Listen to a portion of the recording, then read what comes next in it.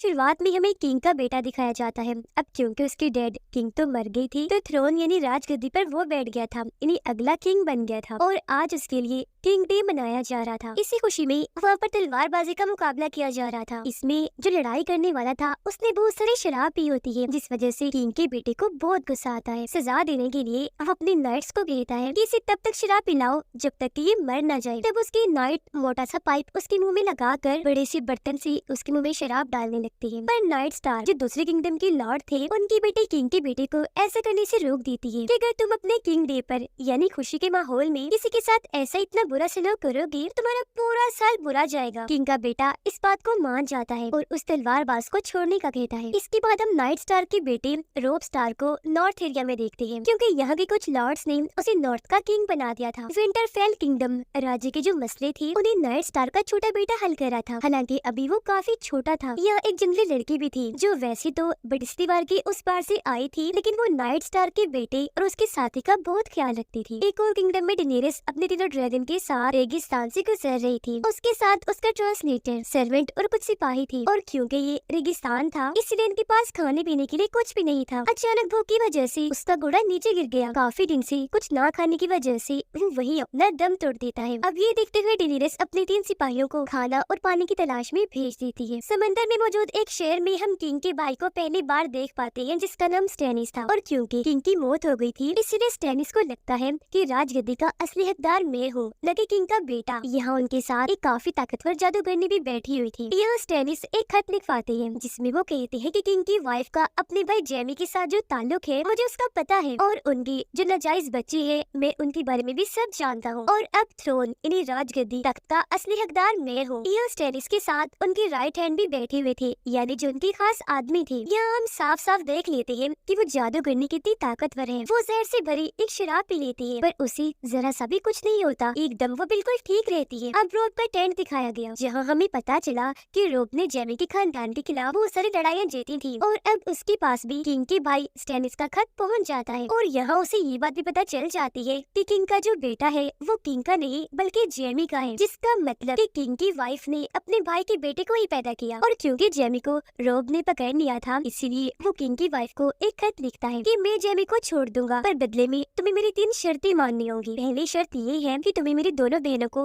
वापस भेजना होगा। दूसरी शर्त कि हमारे जितने भी लोग जंग में मारे गए हैं उनकी लाशों को भी वापस करना होगा। तीसरी और आखिरी शर्त कि वेस्टरोस का जो नॉर्थ एरिया है उसे इन 7 किंगडम्स में ना गिनकर अलग गिना जाए। अब रोब से मिलने उसका सतीला भाई आया, जो कहता है कि मैं अपने असली डैड के पास जा रहा हूँ मदद मांगने, ताकि जेमी और उसकी फौज से लड़ने में वो तुम्हारी मदद कर सके। अब रोब अपनी मोम को भी भेजता है किंग के छोटे भाई के पास मदद मांगने, ताकि उन्हें जंग में और मदद मिल सके। जॉन और लॉर्ड कमांडर दीवार की दूसरी साइड जाते हैं। वहाँ एक मशहूर घर में वो जैसे ही गए तो उनकी मुलाकात एक बूढ़े आदमी से हुई, जो एक शिकारी था, और उसकी बहुत सारी बीवियां थी, क्योंकि जब भी उसकी बेटी पैदा होती है तो उसके बड़े होने पर वो उसके साथ शादी कर लेता है। पर उसके बेटों का क्या होता है ये कोई नहीं जानता, लेकिन अच्छा नहीं होता उनके साथ। जॉन और लॉर्ड कमांडर उसके घर पर ही रुकते हैं। यहाँ लॉर्ड कमांडर उससे यहाँ की दीवार की दूसरी तरफ की सूरत हाल के बारे में पूछते हैं। तब शिकारी बताता है कि जितने भी जंगली लोग हैं वो एक आदमी से जा मिले, जो पहले तो एक नाइट ही था, पर वहाँ से भागकर जब वो यहाँ आया तो सभी जंगली लोगों का किंग बन गया। बोना अपने एक दोस्त के साथ था,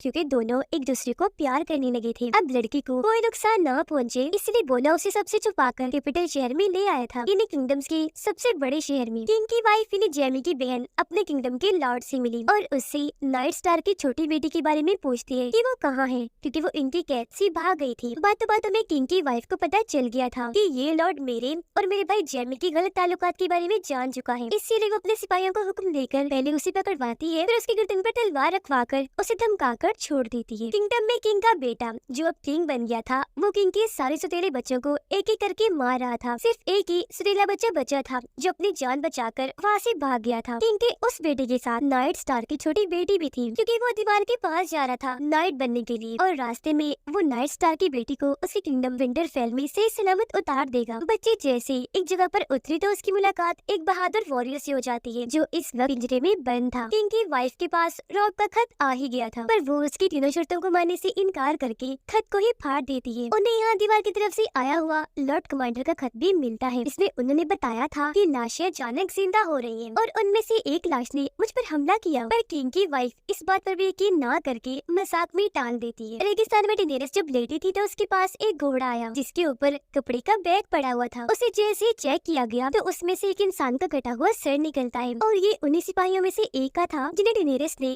खाना पानी ढूंढने के लिए भेजा था। रोब का सौतेला भाई भी अपने डैड के पास आइलैंड पहुंच गया था। वो उनसे शिप मांगता है ताकि वो रोब के साथ मिलकर कैपिटल शहर पर हमला कर सके। स्टैनिस का राइट हैंड भी एक समुद्री लुटेरे से आकर मदद मांगता है ताकि वो इन्हें शिप दे तो स्टैनिस कैपिटल शहर पर हमला कर सके। दरअसल ये राइट हैंड पहले एक नशा बेचने वाला हुआ करता था और उसने एक जंग में स्टैनिस की मदद की जिस बात से स्टैनिस को खुशी हुई। पर जब उन्हें पता चला कि वो नशा बेचता है तो सजा के तौर पर उन्होंने उसकी 2 उंगलियां काट दी। फिर और कोई बड़ी सजा ना देकर माफ कर दिया और अपना राइट हैंड बना लिया। उधर दीवार की उस पार शिकारी आधी रात को अपना बच्चा कहीं ले जा रहा था पर तभी उसे जॉन देख लेता है। वो शिकारी का पीछा करना शुरू कर देता है। देखता है कि शिकारी अपने बच्चे को जंगल में छोड़ के चला गया है। उसके जाने के बाद वह ज़ॉम्बी डीमन आकर बच्चे को उठाकर ले जाता है। ये देखकर जॉन अभी हैरान हो ही रहा था कि बच्चों के साथ इतना बुरा सलूक किया जाता है कि तभी शिकारी जॉन को देख चुका था। वो अपने हथियार से उसके सिर पर वार करके उसे बेहोश कर देता है। फिर वो उसे मार मार कर लॉर्ड कमांडर के सामने लाकर फेंक देता है क्योंकि अब उसका पोल खुल चुका था। उसे इतना गुस्सा आया हुआ था कि वो उन सबको वहाँ से जाने का कहता है, ये कहकर कि मैंने तुम्हें यहाँ पनाह दी पर तुम मुझ पर ही नजर बना के बैठे हुए हो। सब नॉर्मल होने के बाद जॉन लॉर्ड कमांडर से पूछता है कि आपको ये सब पहले से ही पता था, मैं जान गया हूँ, तो आपने मुझे पहले क्यों नहीं बताया? जिस पर लॉर्ड कमांडर जवाब देते हैं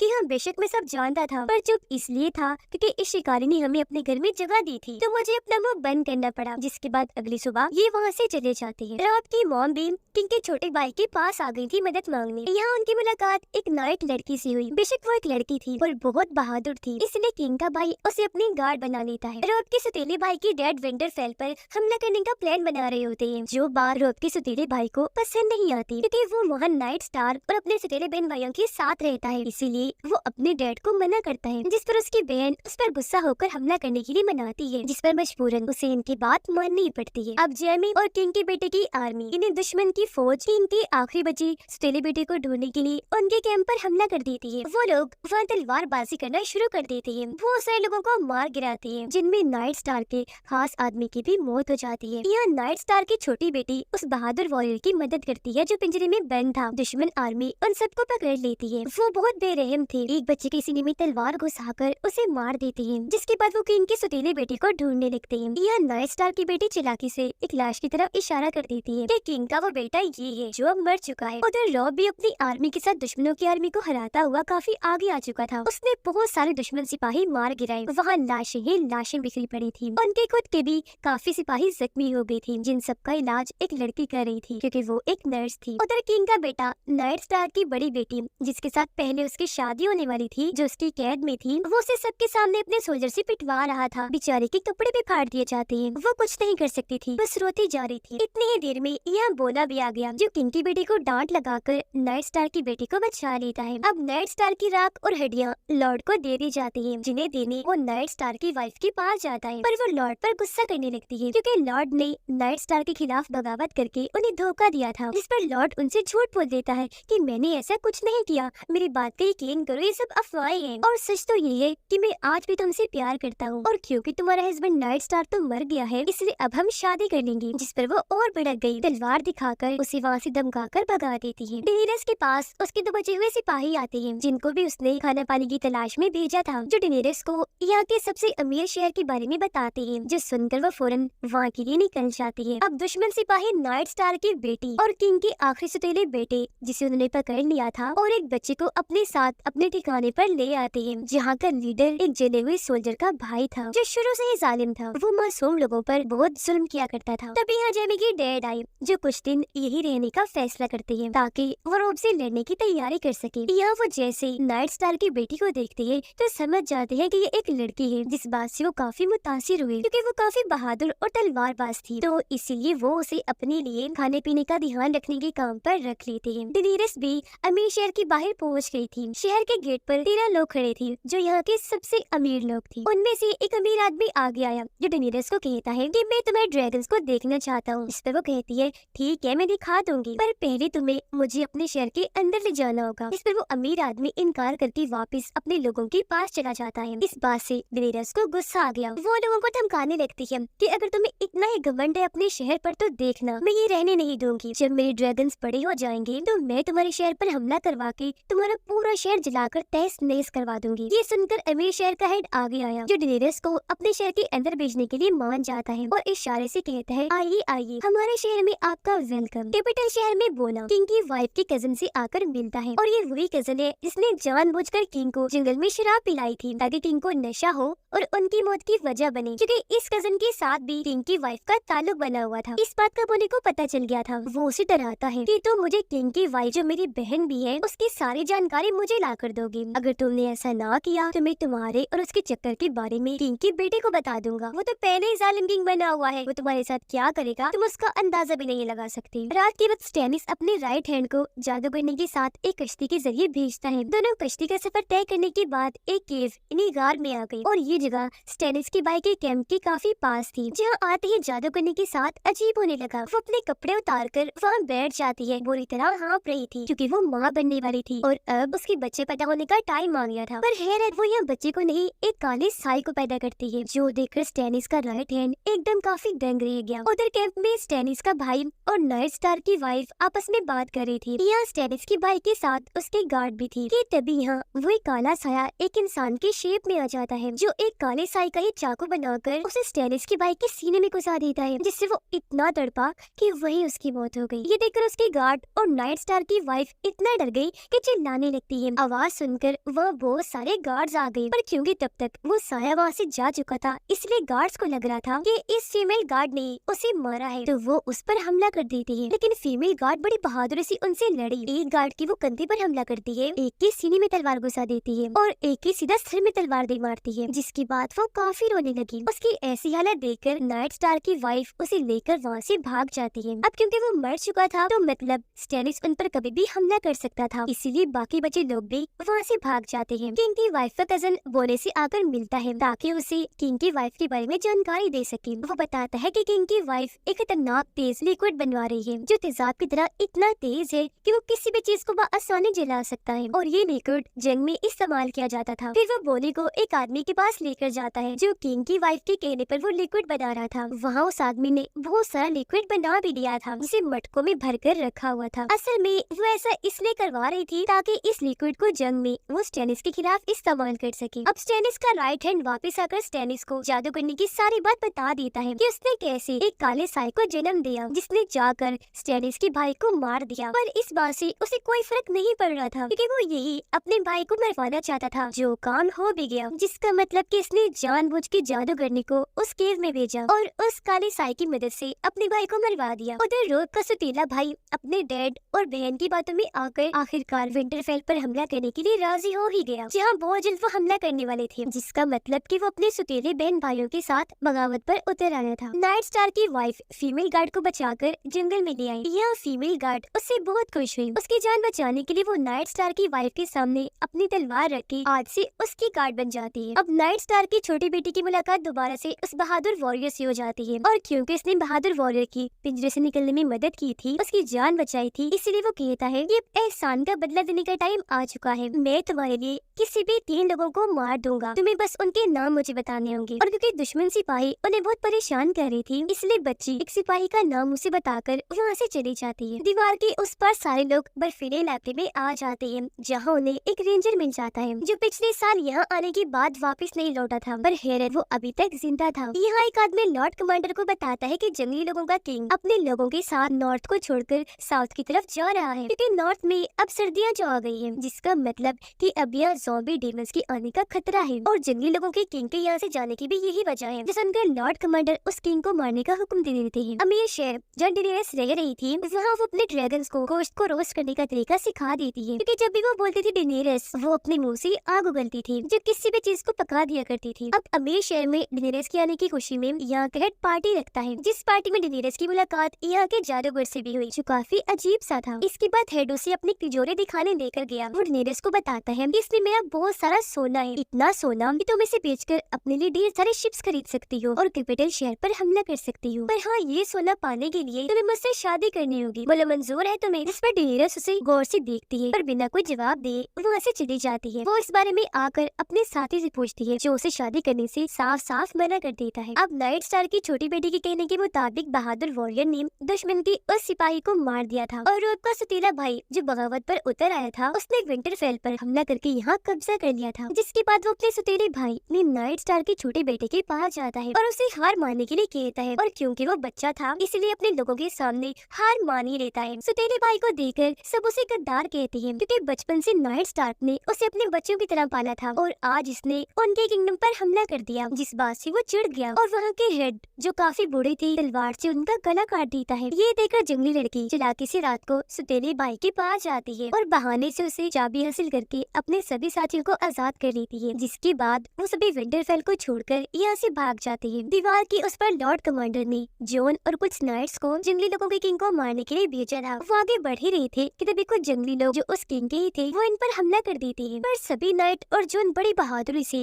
उनका मुकाबला करके सबको मार देते हैं। पर एक जंगली लड़की बच जाती है जिसे जॉन ने पकड़ लिया था। वो अपने साथी को कहने लगा कि आप जाए, मैं इसे मार दूंगा। जॉन उस पर तलवार से कई बार वार करने की कोशिश करता है लेकिन उसे मार नहीं पाता, जिस चीज का फायदा उठाकर वो लड़की जॉन पर ही हमला करके वहाँ से भाग जाती है। वो भी उसके पीछे भागने लगा। लड़की जैसे एक जगह पर गिरी, जॉन ने वहाँ कूद कर फौरन आके दोबारा उसे पकड़ लिया। अब वो दोबारा न भागे इसलिए जॉन ने उसे बांध दिया था। रात होने की वजह से उसे वहीं लेकर सो जाता है। उधर रॉब के पास उसकी मम वापिस आ जाती है। तभी उनका सिपाही खत लेकर आता है जिससे उन्हें पता चल जाता है कि रॉब के सतीले भाई ने इन्हें धोखा दिया है। उसने विंटरफेल पर हमला करके वहाँ कब्जा कर लिया है। जो सुनकर रॉब को इतना गुस्सा आया कि वो भी उस पर हमला करने का फैसला करता है, पर उसे सिपाही रोक लेता है ये कहकर कि आपको वहाँ जाने की जरूरत नहीं है, मेरा एक सतीला बेटा है वो वहाँ जाकर उस पर हमला कर देगा। कैपिटल शहर में किंग की बेटी की शादी दूसरे किंगडम के प्रिंस राजकुमार से की जा रही थी, इसलिए महल के सभी लोग उसे कश्ती में छोड़ने आए हुए थे। पर जब वो वापस महल जा रहे थे तो लोगों की भीड़ में एक इंसान किंग की बेटी पर हमला कर देता है, क्योंकि उसने उसके सर पर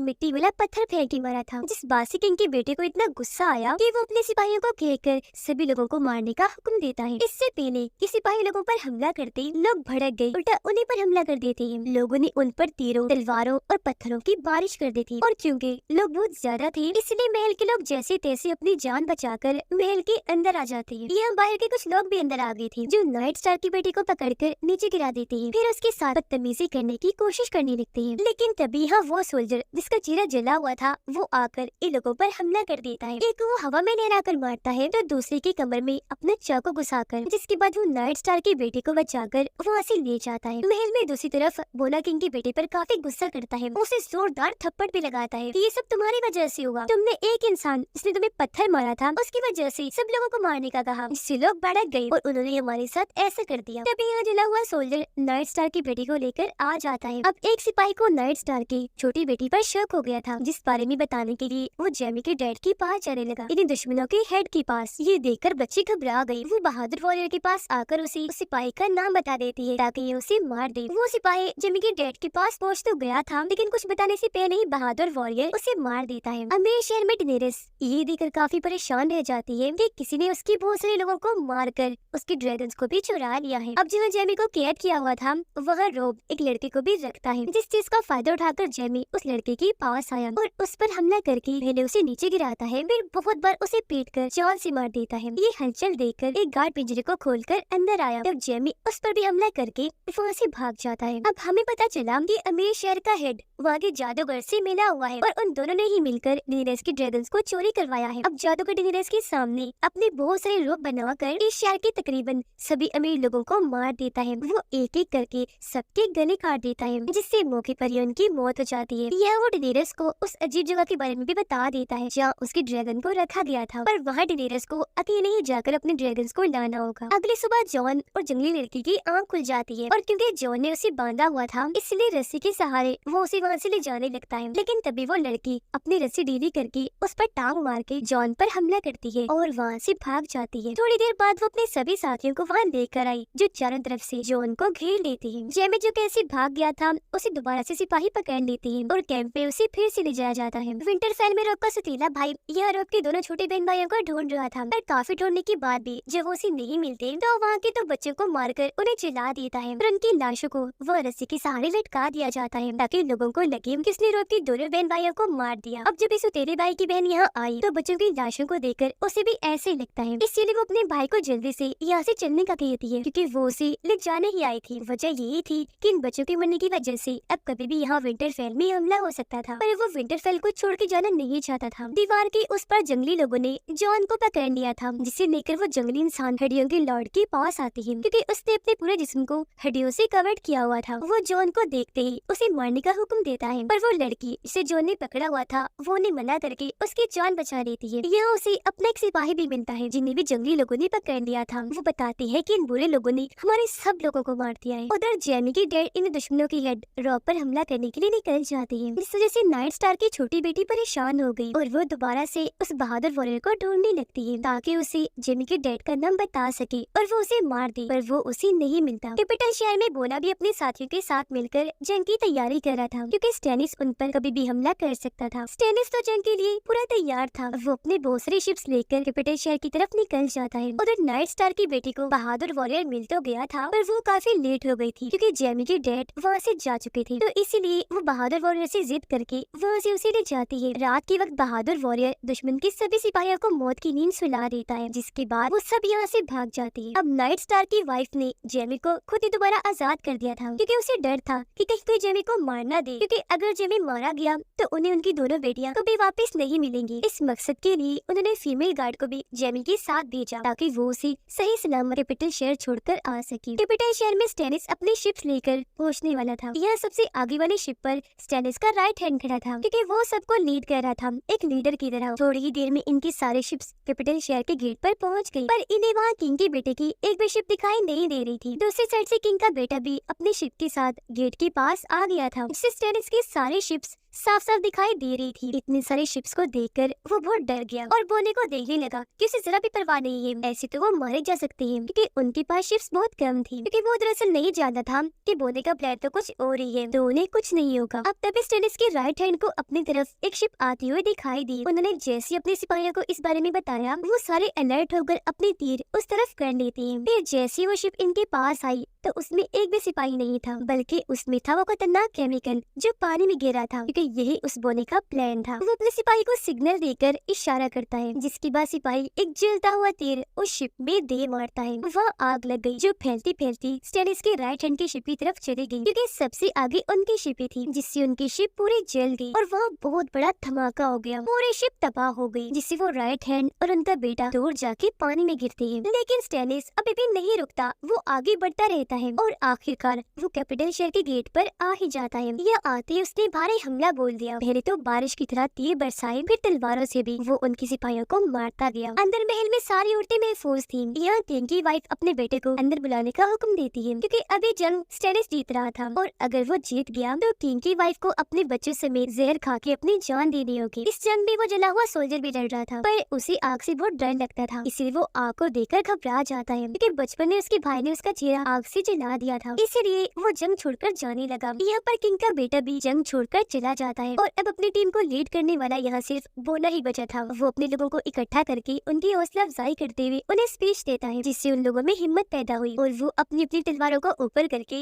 वाह वाह के नारे लगाते हैं। जिसके बाद वो फौरन बाहर आकर बड़ी हिम्मत और बहादुरी से लड़ने लगते हैं, जिस चीज की पहले उनमें कमी थी। इस जंग में बोना भी लड़ रहा था, पर तभी यहाँ एक गार्ड आकर उसके सर पर वार करके उसका चेहरा जख्मी कर देता है। इससे पहले वो बोने को जान से मारता, पीछे से बोने का साथी आकर उस गार्ड के सर में अपना रॉड घुसा देता है और उसकी वही मौत हो जाती है। वो आकर फिर बोने को बचाता है, उसे संभाल रहा था क्योंकि उसका चेहरा जख्मी हो गया था। स्टेनिस की आर्मी बहुत बड़ी थी, वो लगातार आगे बढ़ रही थी और इन पर भारी पड़ रही थी। लेकिन तभी अचानक कहीं से बहुत सारे सिपाही घोड़े पर बैठकर वहाँ आ जाते हैं। बड़ी बहादुरी से स्टेनिस की आर्मी से लड़ने लगते हैं। खुद को हारता हुआ देखकर किंग की वाइफ अपने बच्चे को जहर देने वाली थी, पर तभी यहाँ उसके डैड आकर जहर को फेंक देती है और बताने कहने लगे कि दुख मत करो, खुशखबरी है, हम जंग जीत गए हैं। जो सुनकर वो बहुत खुश हो गई। सच में स्टैनिस की पूरी आर्मी को इन लोगों ने मार दिया था और अकेला स्टैनिस ही बचा था, जिसकी तरफ भी लोग बढ़ने लगे। तो वो अपनी जान बचाकर यहाँ से भाग जाता है। सुबह उठकर बोना देखता है कि उसे तलवार लगने की वजह से चेहरे पर कट का निशान बन गया है, जिस वजह से वो दुखी हो गया। लोग अपनी मॉम को बताता है कि मैं एक लड़की को पसंद करता हूँ और उससे शादी करना चाहता हूँ। इस पर उसकी मॉम समझाने लगी कि जब हम जंग के लिए जा रहे थे तो पुल पार करने के लिए मैंने वहाँ के हेड से एक सौदा किया था कि मैं तुम्हारी शादी उनके बेटे से करवाऊंगी, इसीलिए अब तुम्हें उससे शादी करनी होगी। पर रोब उनकी बात ना मानकर अपनी पसंद की शादी कर लेता है। डेनेरिस जादूगर की बताई हुई उस जगह पर अपने ड्रैगन को वापस लेने चाहती है। वो एक सुनसान अंधेरे जैसी जगह पर आ गई थी जो पूरी जगह जादुई थी। आगे बढ़कर वो जैसी जगह पर आई तो उसे सबसे पहले जुपिटर शहर का थ्रोन तख्त दिखा, जिसके साथ ही वो जगह दीवार की दूसरी तरफ शिफ्ट हो गई। वो आगे बढ़ने पर उसे कैंप में अपना हस्बैंड दिखा